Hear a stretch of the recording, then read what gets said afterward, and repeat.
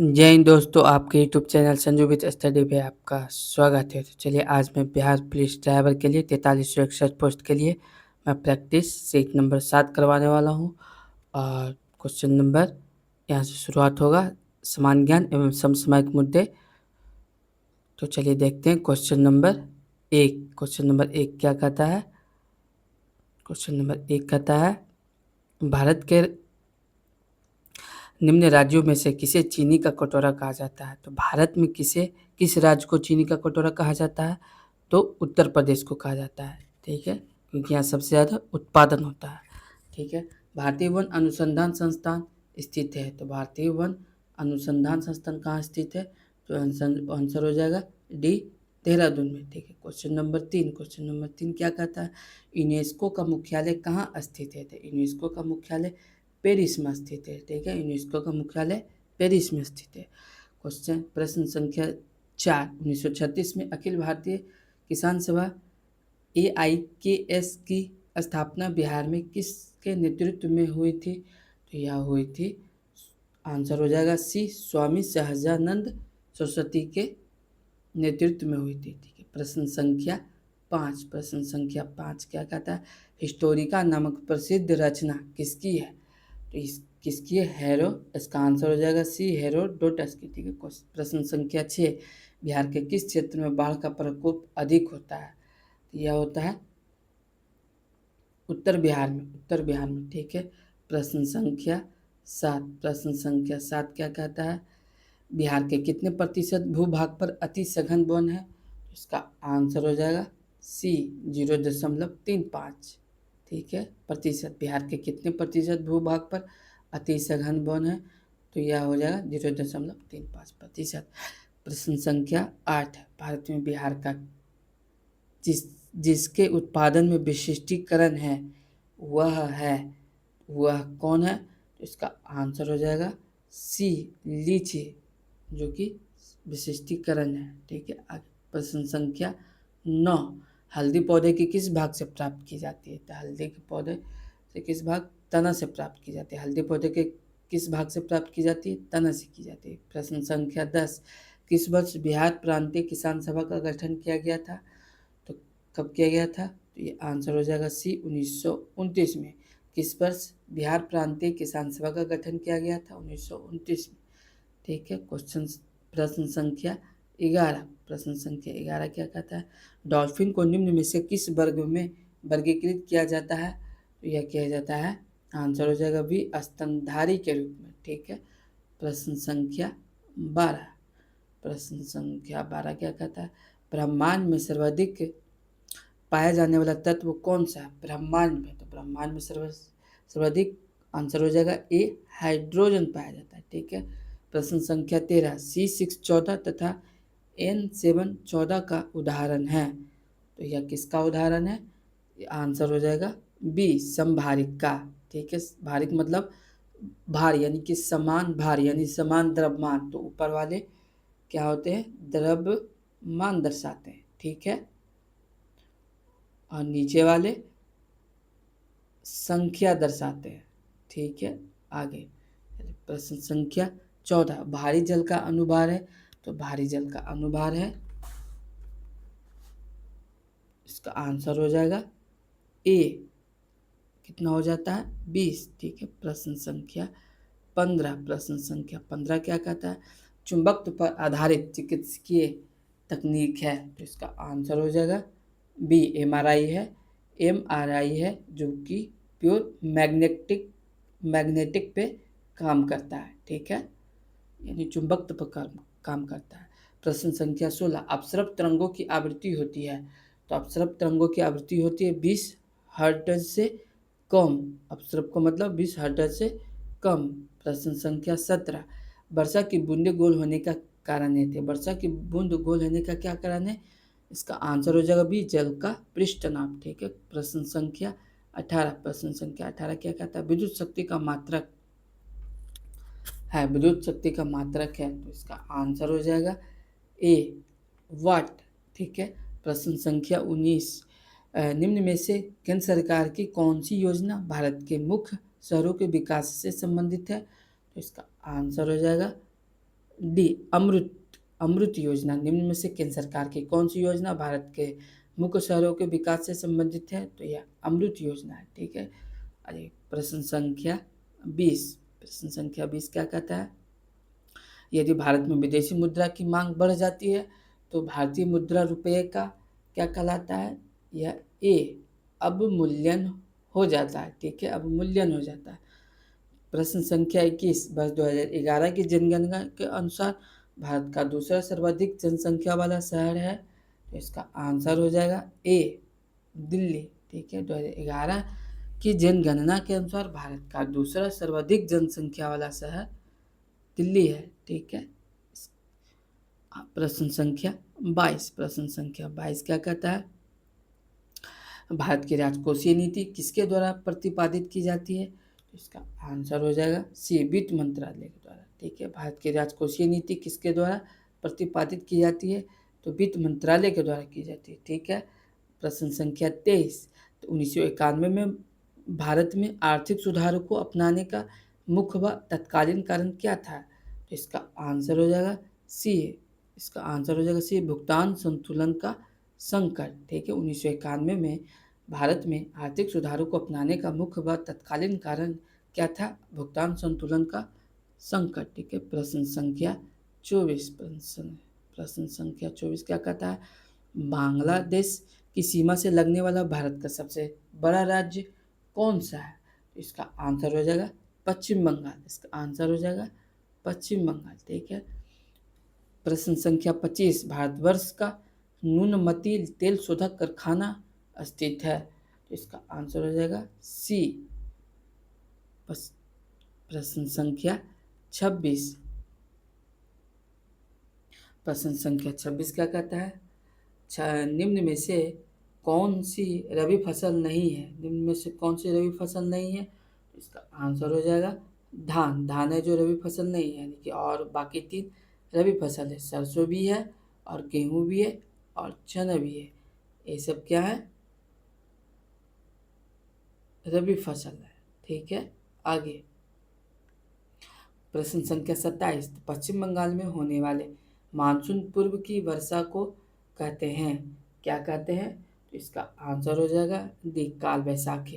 काल बैसाखी कहा जाता है। ठीक है, जिसे नॉर्वेस्टर भी कहते हैं। पश्चिम बंगाल में होने वाले मानसून पूर्व की वर्षा को कहते हैं काल बैसाखी, नॉर्वेस्टर। प्रश्न संख्या 28, प्रश्न संख्या 28 क्या कहता है? ब्लू माउंटेन पर्वत शिखर भारत के किस राज्य में स्थित है? तो हो जाएगा वह है ए मिजोरम। ठीक है, मिजोरम। ब्लू माउंटेन पर्वत शिखर भारत के जिस राज्य में स्थित है वह है मिजोरम। प्रश्न संख्या 29, निम्नलिखित युग्मों में से कौन सा एक सही सुमेलित नहीं है?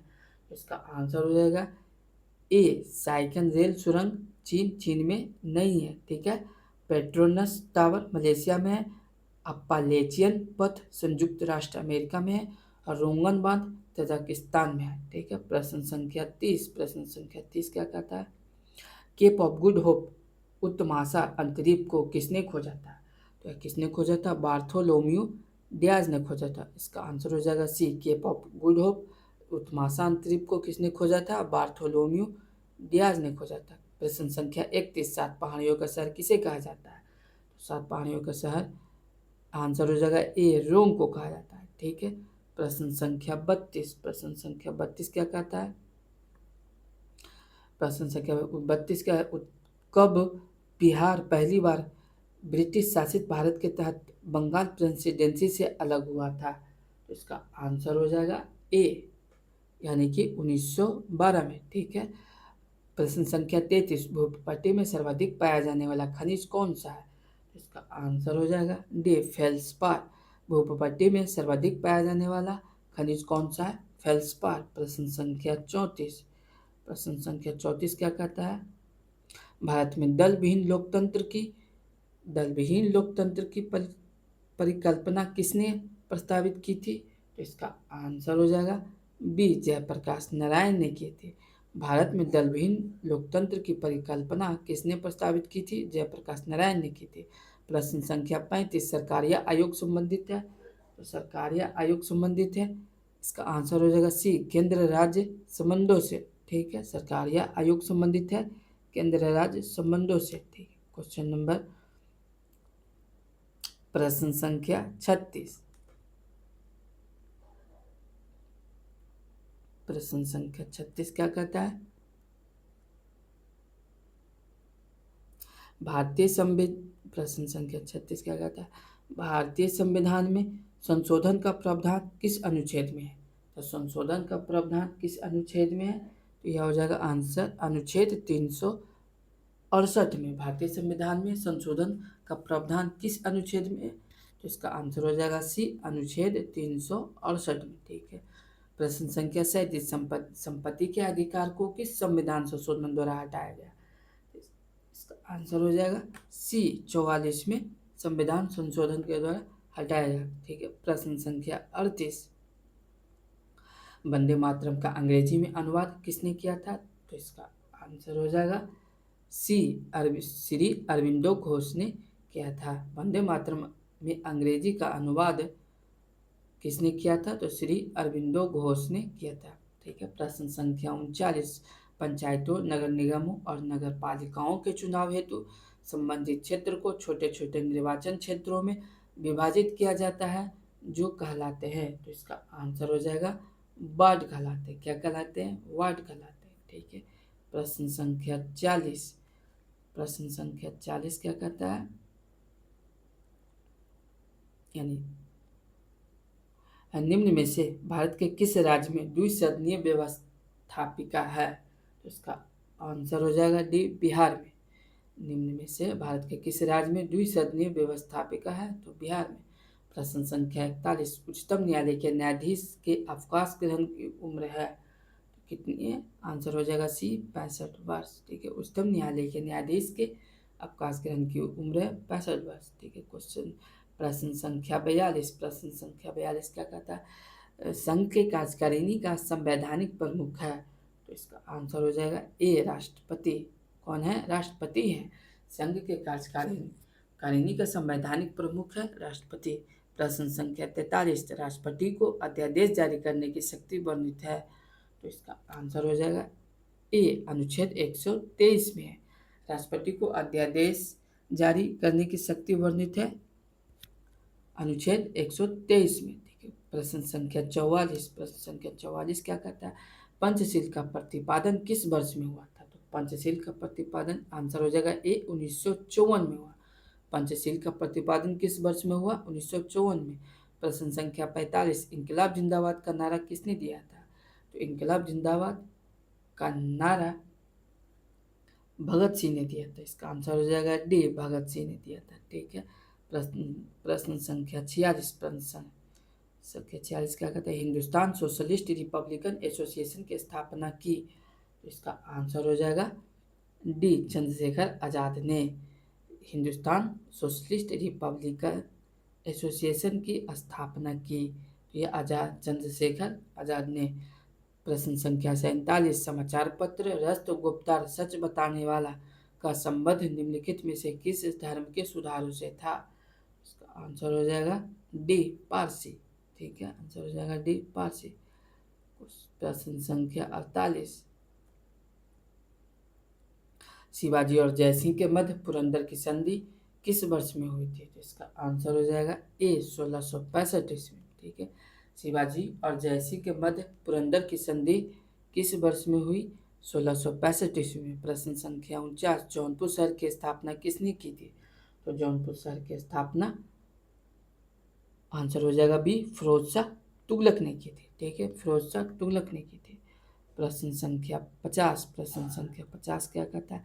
गुरु नानक का जन्म कहाँ पर हुआ था? तो गुरु नानक का जन्म तलवंडी नामक गांव में हुआ था। ठीक है, प्रश्न संख्या 51, मुगल वंश की स्थापना भारत में हुई।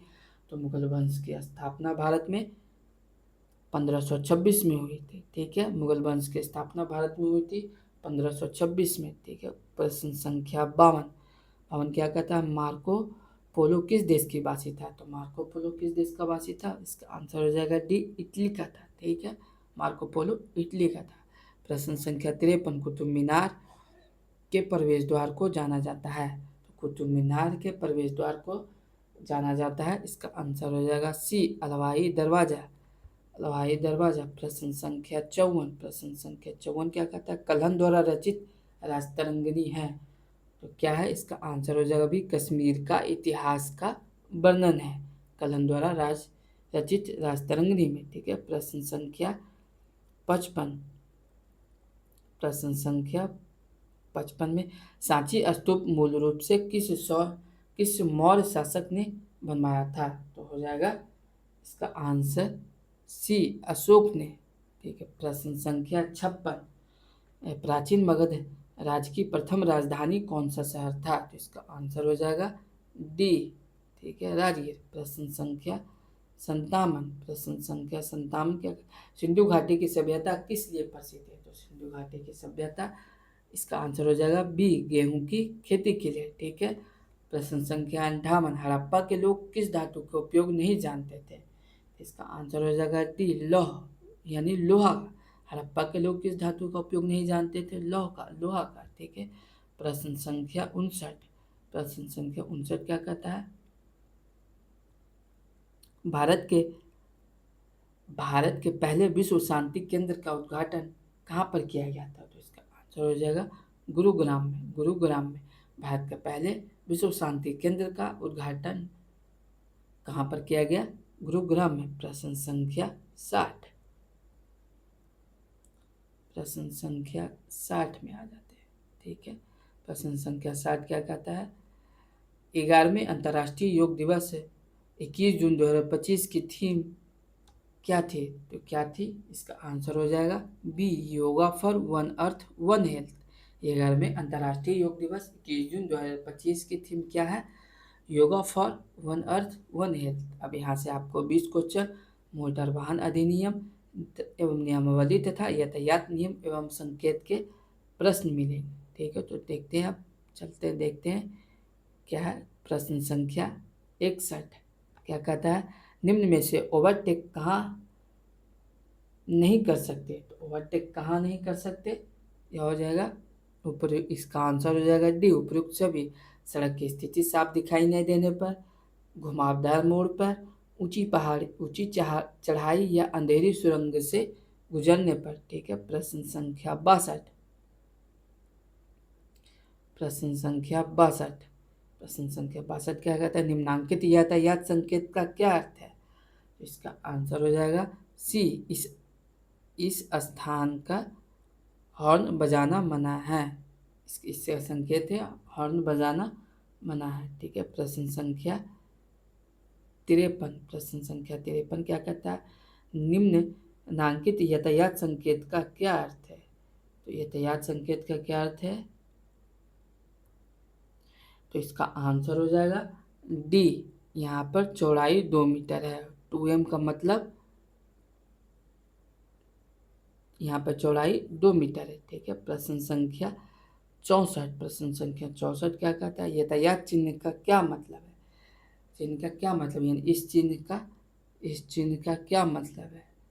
एक एस त्रिभुज दिया हुआ और त्रिभुज के अंदर टी है, तो इसका मतलब क्या होता है? इसका मतलब होता है आंसर सी, आगे मुख्य सड़क है। ठीक है, आगे मुख्य सड़क है। प्रश्न संख्या 65। मोटर यान अधिनियम की धारा 31 के अनुसार निम्न आयु के व्यक्ति को कंडक्टर की अनुमति नहीं दी जाएगी। तो इसका आंसर हो जाएगा बी, किस धारा अधिनियम के अनुसार? धारा अधिनियम 18 के अनुसार। ठीक है। प्रश्न संख्या 66। प्रश्न संख्या 66 क्या कहता है? किस स्थिति में नई मोटर वाहन के पंजीकरण के लिए आवेदन मालिक के बजाय डीलर द्वारा किया जा सकता है?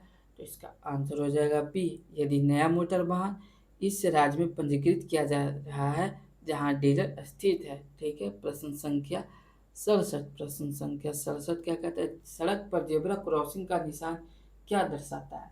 तो यह दर्शाता है आंसर बी, ठीक है, पैदल यात्री के सड़क पार करने का रास्ता। ठीक है। प्रश्न संख्या 68। प्रश्न संख्या 68 क्या कहता है? एक कंडक्टर का लाइसेंस जारी होने की तारीख से कितनी अवधि के लिए प्रभावी रहता है? इसका आंसर हो जाएगा बी, ठीक है, 3 वर्ष के लिए। एक कंडक्टर लाइसेंस जारी होने की तारीख से कितनी अवधि के लिए प्रभावी रहता है? तो इसका आंसर हो जाएगा बी 3 वर्ष के लिए। ठीक है। प्रश्न संख्या 69, प्रश्न संख्या 69 क्या कहता है? एक कार चालक रात में एक सुनसान सड़क पर गाड़ी चला रहा है। उसे सामने से आ रहे वाहन को देखकर अपनी हेडलाइट को डीपर पर कब करना चाहिए? तो इसका आंसर हो जाएगा बी। इसका आंसर हो जाएगा बी, जब वाहन लगभग 200 मीटर दूर हो, ताकि सामने वाले चालक को चकाचौंध ना हो। ठीक है। प्रश्न संख्या 70, प्रश्न संख्या 70 क्या कहता है? ड्राइविंग लाइसेंस के नवीनीकरण के लिए आवेदन उसकी वैधता अवधि समाप्त होने से कितने दिन पहले या बाद तक किया जा सकता है? तो इसका आंसर हो जाएगा ए 30 दिन पहले या बाद किया जा सकता है। ठीक है। प्रश्न संख्या 71, यदि किसी वाहन में कोई महत्वपूर्ण बदलाव यानी मॉडिफिकेशन किया जाता है तो इसकी सूचना पंजीकरण प्राधिकारी को कितने दिनों के भीतर देनी होती है? तो इसका आंसर हो जाएगा बी 14 दिन। ठीक है। प्रश्न संख्या 72, केंद्रीय मोटर वाहन नियम 1989 के किस नियम में ब्रेक के संबंध में विशिष्ट आवश्यकताएं निर्धारित की गई? इसका आंसर हो जाएगा डी नियम 96। ठीक है। प्रश्न संख्या 73, प्रश्न संख्या 73, एक निजी सेवा वाहन प्राइवेट सर्विस व्हीकल्स के लिए परमिट किस फॉर्म में जारी किया जाता है? तो इसका आंसर हो जाएगा बी फॉर्म 7। ठीक है। फॉर्म 7। प्रश्न संख्या 74, मोटर वाहन संशोधन अधिनियम 2019 के तहत सड़क सुरक्षा को बढ़ावा देने के लिए किस संस्था के गठन का प्रावधान किया गया है? इसका आंसर हो जाएगा बी राष्ट्रीय सड़क सुरक्षा board, national road safety board. ठीक है। प्रश्न संख्या 75, प्रश्न संख्या 75, मोटर वाहन अधिनियम 1988 की किस धारा के तहत वाहनों की गति को विनियमित किया जाता है? इसका आंसर हो जाएगा बी धारा 112। ठीक है। प्रश्न संख्या 76, प्रश्न संख्या 76 क्या कहता है? मोटर वाहन अधिनियम की धारा 207 के तहत पुलिस अधिकारी को किस स्थिति में वाहन को जब्त करने का अधिकार है? तो इसका आंसर हो जाएगा सी। इसका आंसर हो जाएगा सी, वाहन को बिना वैध पंजीकरण या परमिट के चलाने पर। ठीक है। प्रश्न संख्या 77, कोहरे की अवस्था में वाहन चलाते समय क्या किया जाना चाहिए? इसका आंसर हो जाएगा बी लो बीम हेडलाइट्स का उपयोग करना चाहिए। ठीक है। प्रश्न संख्या 78, क्या है? तो बिना लाइसेंस के ड्राइविंग किस सेक्शन के तहत अपराध है? यह सेक्शन 3 181 के तहत अपराध है। ठीक है। इसका आंसर हो जाएगा डी। आंसर हो जाएगा डी 3/181। क्वेश्चन प्रश्न संख्या 79, गीली या फिसलन वाली सड़क पर वाहन चलाने की स्थिति में तो क्या करेंगे आप वाहन चलाने की स्थिति में? इसका आंसर हो जाएगा बी अचानक ब्रेक न लगाएं व अचानक गतिशीलता न अपनाएं, नहीं तो दुर्घटनाग्रस्त हो सकती है। ठीक है। प्रश्न संख्या 80, प्रश्न संख्या 80 क्या कहता है?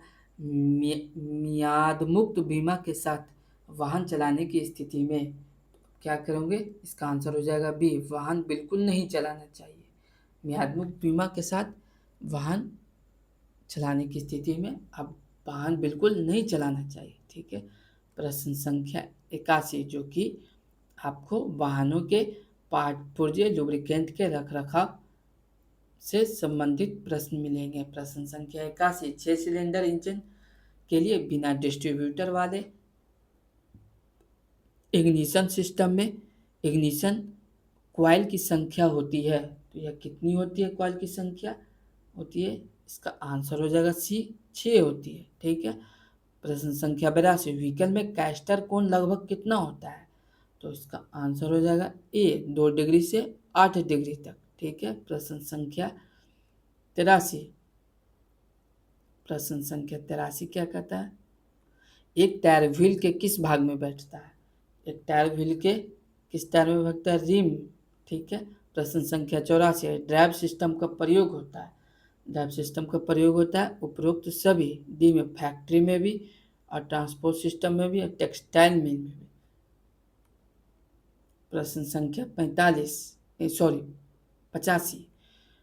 प्रश्न संख्या 85, क्लच में कुशनिंग स्प्रिंग क्यों उपयोग किए जाते हैं? इसका आंसर हो जाएगा बी, झटकों को कम करने के लिए। ठीक है। प्रश्न संख्या 86 क्या कहता है? निम्न में से कौन सा अवयव स्टार्टिंग प्रणाली से संबंध है? इसका आंसर हो जाएगा डी, ए सभी, बैटरी से भी, इग्निशन स्विच से भी और स्टार्टर मोटर से भी। ठीक है। प्रश्न संख्या 87 क्या कहता है? एक अल्टरनेटर में प्रयोग होता है या होते हैं, तो इसका आंसर हो जाएगा डी, 6 डायोड। ठीक है। प्रश्न संख्या 88, कैटेलिटिक कन्वर्टर का क्या कार्य है? तो कैटेलिटिक कन्वर्टर का क्या कार्य है? इसका आंसर हो जाएगा सी, एग्जॉस्ट प्रणाली में। ठीक है। प्रश्न संख्या 89, गवर्नर के साथ निम्नलिखित में से कौन सा कार्य करता है? तो गवर्नर के साथ निम्नलिखित में से कौन सा कार्य होता है? तो इसका आंसर हो जाएगा बी, ईंधन इंजेक्शन पंप। ठीक है। प्रश्न संख्या 90 क्या कहता है? देखते हैं, किसी इंजन में कम ऑयल प्रेशर का क्या संभावित कारण है? तो इसका आंसर हो जाएगा डी, प्रेशर रिलीफ वाल्व दोषपूर्ण। ठीक है। प्रश्न संख्या 91, कम कंप्रेशन प्रेशर का क्या प्रभाव होता है? तो इसका आंसर हो जाएगा सी, कम पावर उत्पादन होगा। ठीक है। प्रश्न संख्या 92 क्या कहता है? निम्नलिखित में किसका बाहरी सतह फिनिश किया रहता है? इसका आंसर हो जाएगा ए, ड्राई लाइनर। ठीक है। प्रश्न संख्या 93, वाल्वों के टीडीसी या बीडीसी के बाद बंद होना क्या कहलाता है? तो इसका आंसर हो जाएगा लैग। ठीक है। प्रश्न संख्या 94, कंप्रेशन स्ट्रोक में पिस्टन की गति होती है। तो इसका आंसर हो जाएगा बी, बीडीसी से टीडीसी की ओर। ठीक है। प्रश्न संख्या 95, डीजल नॉक होता है। इसका आंसर हो जाएगा सी, डीजल जलने के समय तेज आवाज होना, जिसे डीजल नॉक कहा जाता है। प्रश्न संख्या 96 क्या कहता है? सुपर चार्जिंग के बारे में निम्नलिखित में से कौन सा कथन सही नहीं है? तो इसका आंसर हो जाएगा डी, यह हवा के प्रेशर को वायुमंडलीय प्रेशर से नीचे घटाती है। ठीक है। प्रश्न संख्या 97 क्या कहता है? रेडिएटर में तांबे व पीतल की पतली पाइपें लगाई जाती है क्योंकि इसका आंसर हो जाएगा सी, ऊष्मा स्थानांतरण जल्दी होता है। ठीक है। प्रश्न संख्या 98 क्या कहता है? कूलिंग सिस्टम का प्रयोग किया जाता है। इसका आंसर हो जाएगा सी, इंजन को कार्यकारी तापमान पर रखने के लिए किया जाता है। ठीक है। प्रश्न संख्या 99, इनमें से कौन सा इंटरनल कंबस्शन इंजन का प्रकार है? तो इसका आंसर हो जाएगा सी, डीजल इंजन। प्रश्न